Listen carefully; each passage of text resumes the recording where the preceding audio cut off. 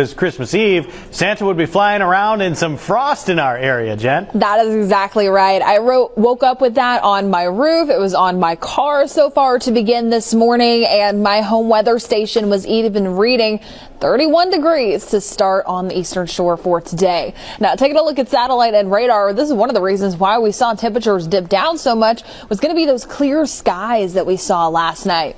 Looking in just a little bit closer, very minimal cloud cover beginning to push in. Still a nice look heading into today, and will continue to slightly warm up by this afternoon, but focusing more on those temperatures that we saw starting off for this morning. Our inland areas seeing really those upper 20s, 27 this morning in Evergreen and Crestview.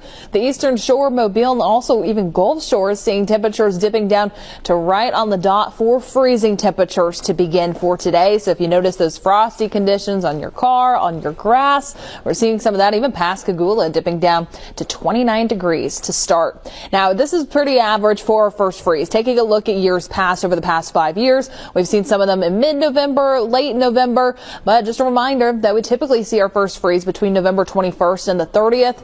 So right on the dot for average for 2023. Now, taking a look at the temperatures now, we're slowly beginning to warm up, seeing more of those mid to upper 40s, already 50 in Mobile along with Gulf Shores. And heading into the rest of this afternoon, daytime highs once again maxing out mid to upper 50s and the lower 60s, still below average, but a short-lived cold snap. Heading closer towards the weekend, an increase in our temperatures and our rain chances. I'll be breaking down all of those details coming up soon. Joe. Well, we are back in the kitchen with Lucy, and she is making a black bean soup. Now, you've only gotten a little of the steps so far, but it already smells great. It does. It smells so good. We don't have a lot of ingredients, which is great, of course, for a weeknight meal especially. And so all I did in this pot, I started with a couple tablespoons of olive oil, and I chopped up one onion, put that in there, and we added some garlic powder, salt and pepper, and some dried thyme, and a couple bay leaves. So we just let those onions soften up. It was about 10 minutes, and they look great and smell great. And I took those bay leaves out because now we're going to add a few more things. So on the bean side of it, the black beans, I just used 4 cans of black beans, and I drained and rinsed those. And we had a good question arise: why did you drain and rinse the beans? And versus like when you're making a chili, typically you don't do that. So the reason why I drained and rinsed them is the liquid, has all like the starchy saltiness from the beans, and I didn't want it to be so thick. So I just went ahead and got that off of there so we could kind of add more flavor than just the beans. So I'm going to go ahead and add about half, because I'm going to leave these to do at the end so we can have a little bit of texture, but I am going to puree after I add this stuff. So, and then I'm going to do 2 cans of the fire roasted tomatoes, and you could totally use just regular diced tomatoes if that's what you had on hand. That would be fine. So 2 cans of those, and then like I mentioned earlier, I'm using veggie stock, but you could use chicken if you wanted to.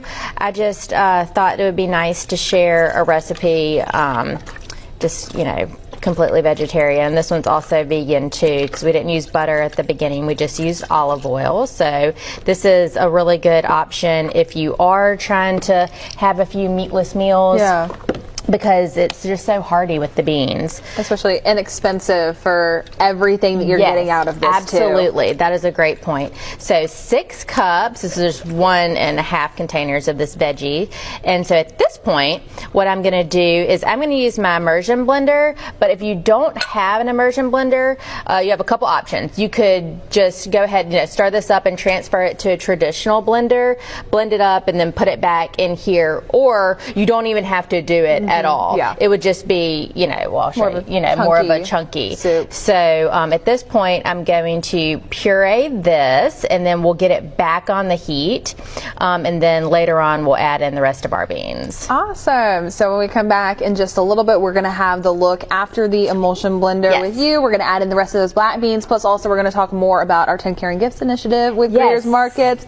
We're going to have all of those details coming up in just a little bit. Chelsea.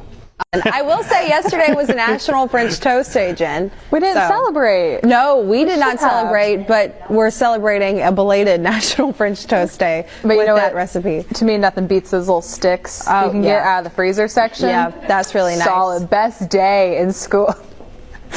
This is I what we know. work with, people. I Hey. just want y'all to know. Jen? Well, he said my mom likes French toast. And then he said this in front of my mom, and then my mom's like, yeah, I like French toast, but it's not good for me, but you make it all the time.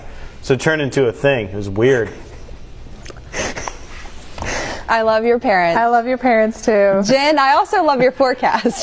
See, right? It depends on what you really like. Because this forecast is going to have a little bit of everything, regardless of what you like. Because today we have those cooler temperatures. We have some blue sunny skies. Temperatures right now resting in the upper 40s on the eastern shore. Temperatures feeling like, however, the mid 40s. So feeling a bit colder out there. As we make our way into the rest of today, what we're going to start to see for daytime highs is more of those upper 50s. A few more lower 60s scattered in by the second half of today. Still feeling nice, feeling pleasant, staying dry. Taking a look at our futurecast, we'll start to see more of that sunshine, increased cloud cover by this afternoon and this evening.